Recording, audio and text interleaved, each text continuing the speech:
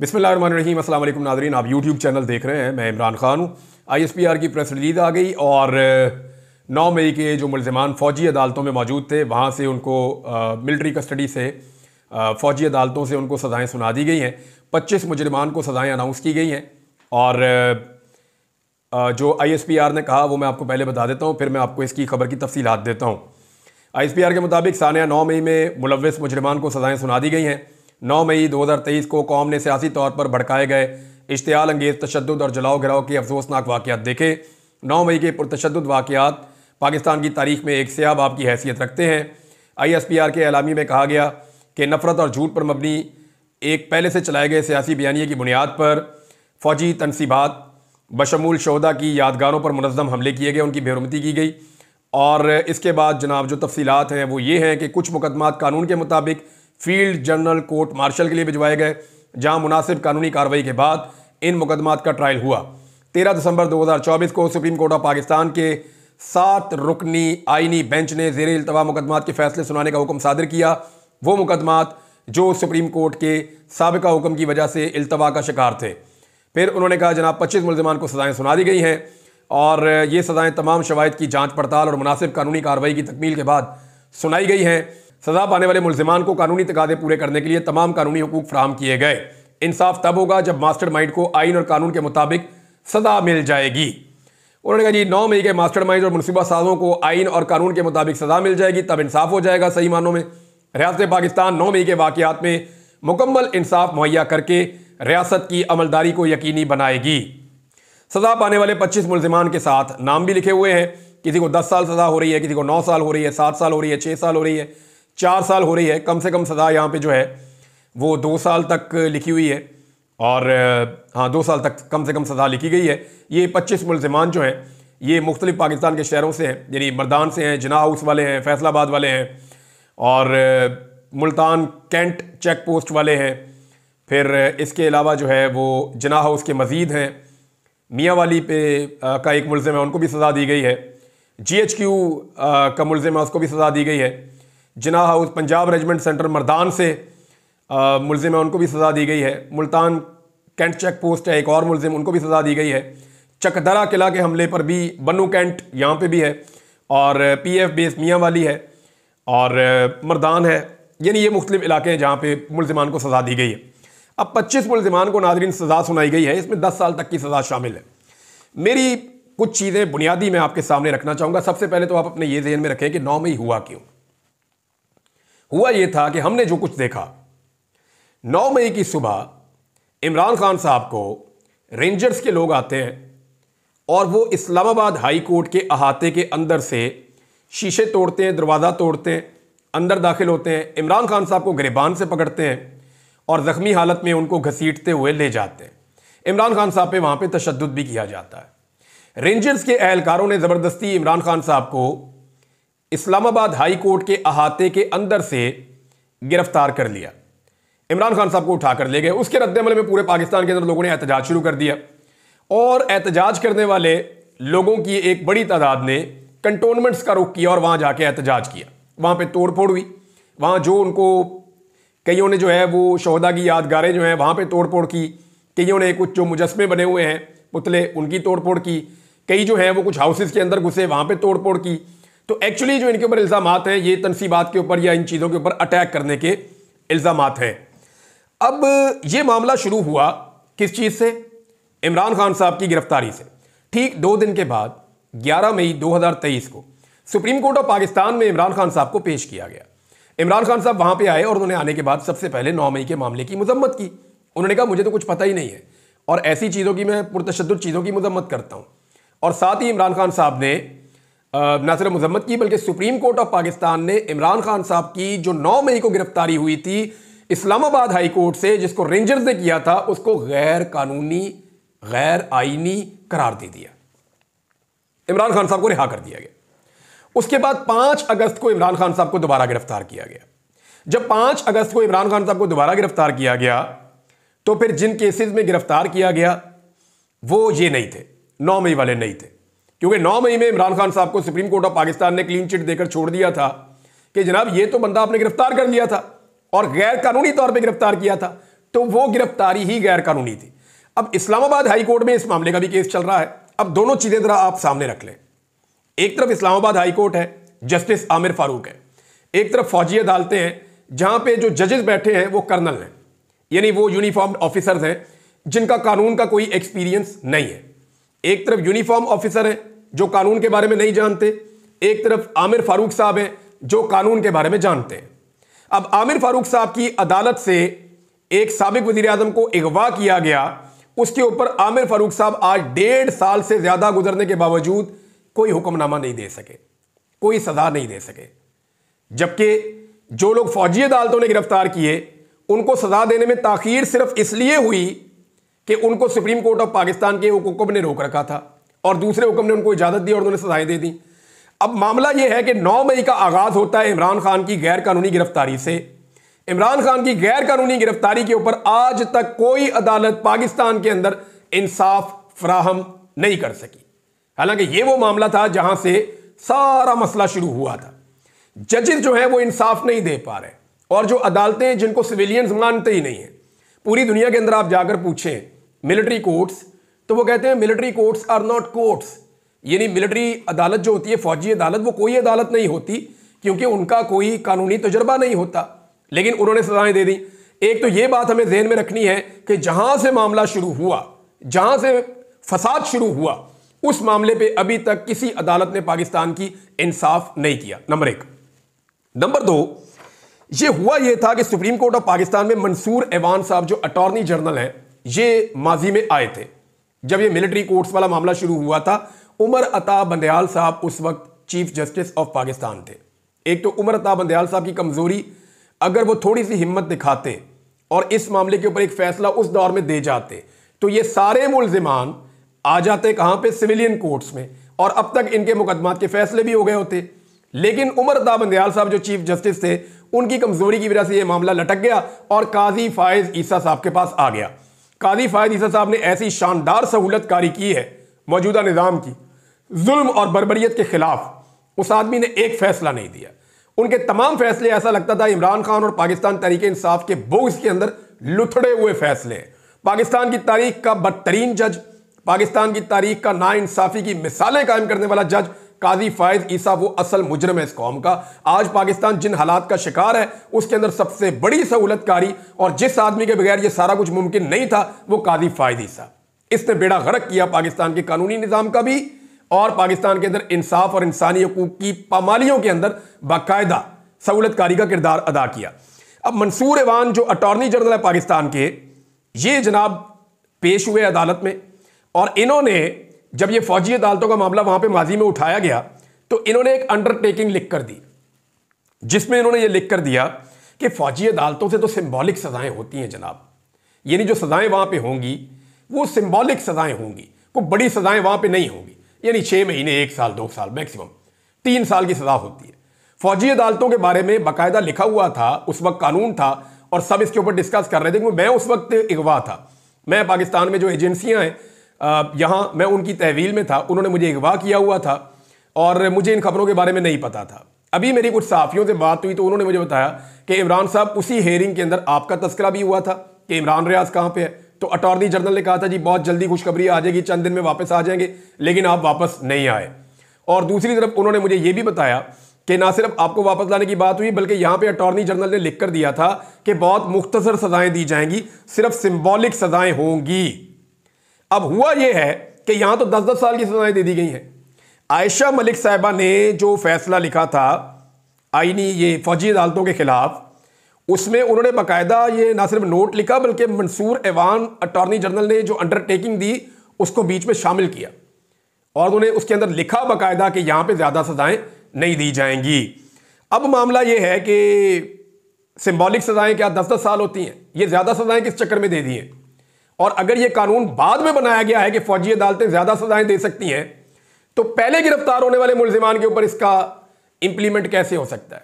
देखिए कानून का एक तरीकाकार है, एक जुर्म अगर 1 तारीख को हुआ है, 2 तारीख को मुल्जिम गिरफ्तार हुआ है तो 5 तारीख को आप कानून तब्दील करके उस मुल्जिम को नए कानून के तहत सजा नहीं दे सकते। फिर इसका मतलब यह होगा कि आपने उस मुल्जिम को फिक्स करने के लिए खास तौर पे यह कानून बनाया है ताकि मैं उसको ज्यादा सजा दूं। नहीं, जिस दिन उसने जुर्म किया, जिस दिन वो गिरफ्तार हुआ, उसके ऊपर कानून उसी वक्त का लगेगा, उसके बाद वाला कानून उसके ऊपर नहीं लगेगा। आप उसको विक्टिमाइज करने के लिए या उसको ज्यादा सजा देने के लिए या उसको कम सजा देने के लिए नया कानून इस्तेमाल नहीं कर सकते। ये एक सिंपल अंडरस्टैंडिंग है। अब यहां पे जो है वो 3 साल से ज्यादा सजाएं कैसे हो गई, ये मामला तो जाके अदालतों में उठेगा। बहरहाल पाकिस्तान तहरीक इंसाफ ने इसको रद्द कर दिया है। यहां कुछ बड़ी अजीब अजीब मिसालें आ रही हैं। सजा पाने वाला हाशिर खान है, उसकी एक वीडियो आज बहुत सर्कुलेट हो रही है सोशल मीडिया पे।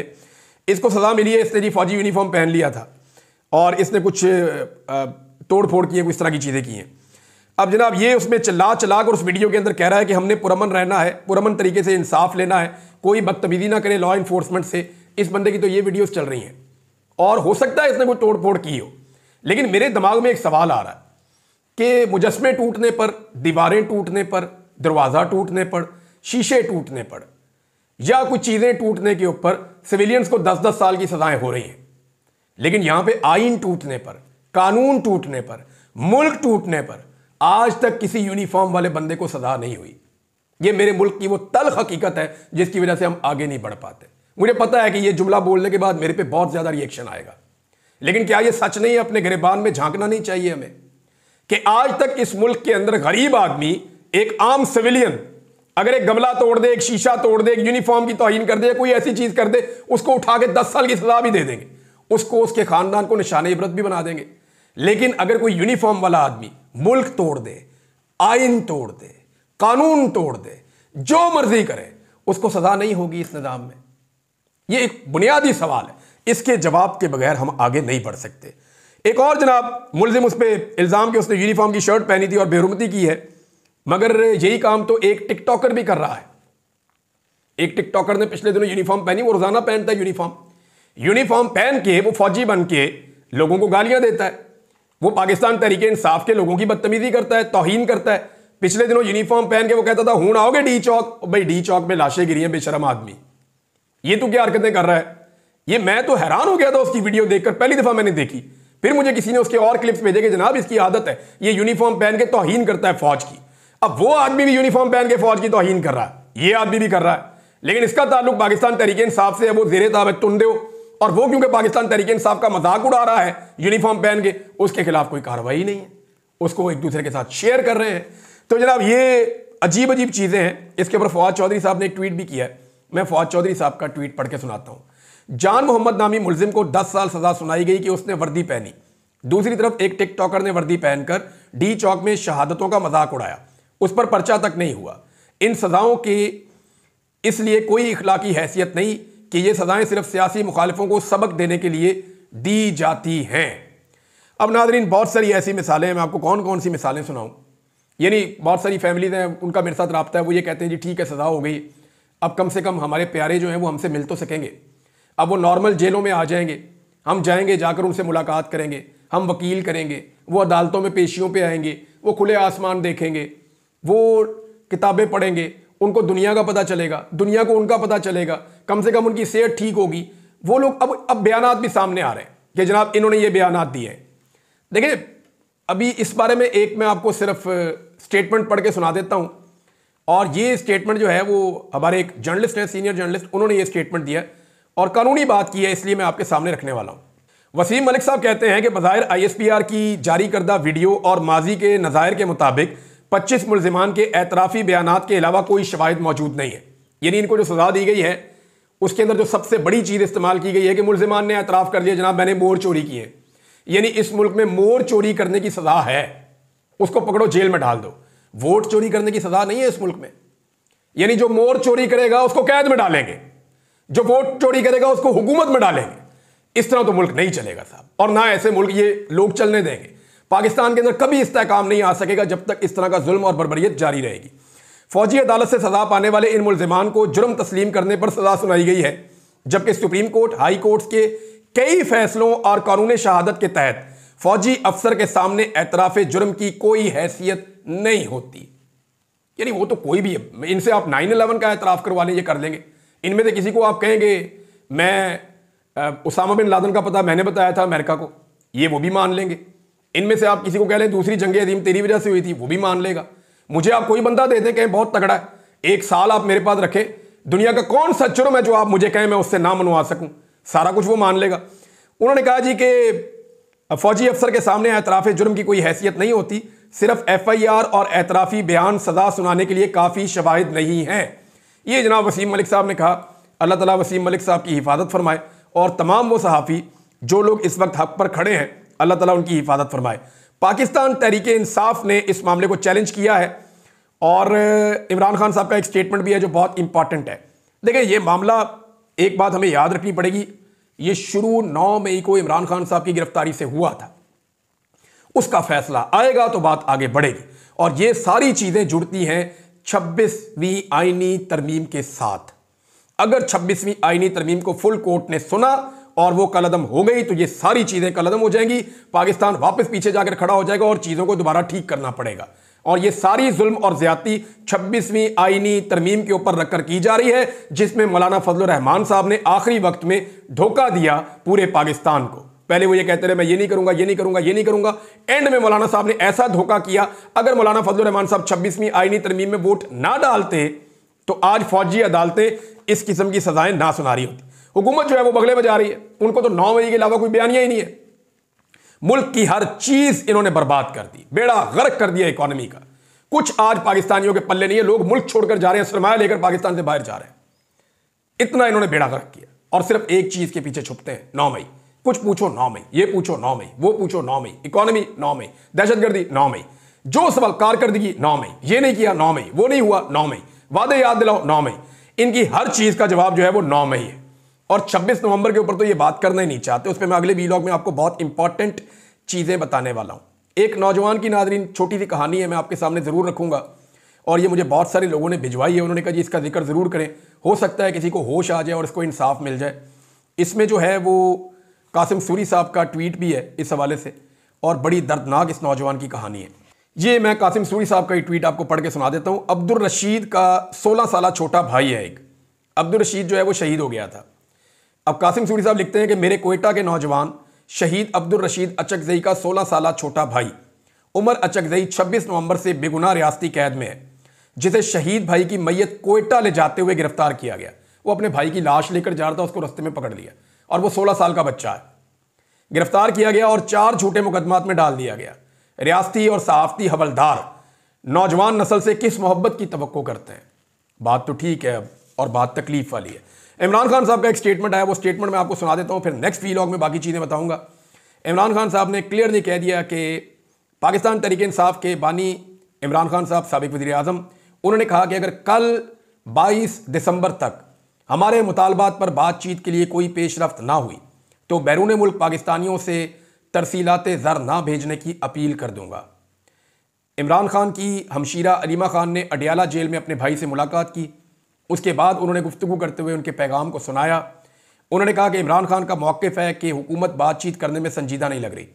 हमारे 2 मुतालबात तस्लीम किए जाने चाहिए, जिनमें से एक बेगुनाह सियासी कैदियों की रिहाई और दूसरा 9 मई और 26 नवंबर के वाक़यात की तहकीकात के लिए जुडिशल कमीशन का क़याम अमल में लाया जाए।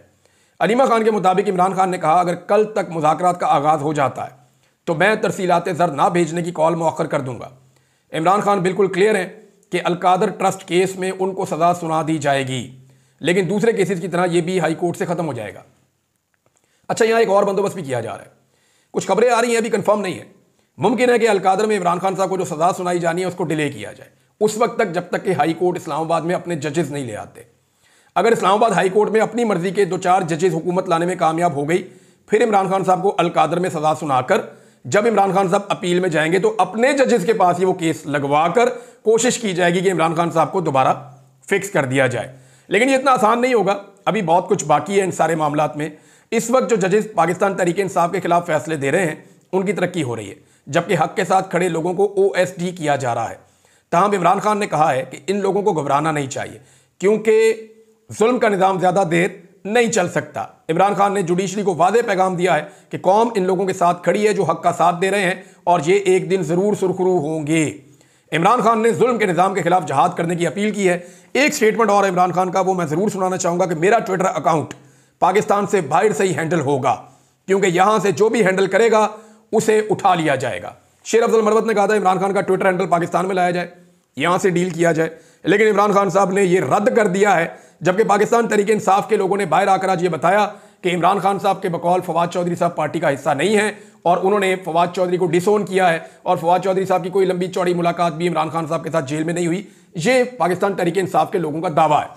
अब जो एक सोशल मीडिया के खिलाफ सोची समझी कंपेन चल रही है और जो लोग चला रहे हैं उनके खिलाफ पाकिस्तान तहरीक इंसाफ के अंदर से कंपेन चलना शुरू हो गई है और पाकिस्तान तहरीक इंसाफ के जो लीडर्स हैं वो अब उन लोगों के बयानात को डिसोन कर रहे हैं। अगले वीलॉग में बहुत सारी चीजें आपसे जिक्र करता हूं। अब तक के लिए इतनी, अपना ख्याल रखिएगा, अपने चैनल का भी अल्लाह हाफ़िज़।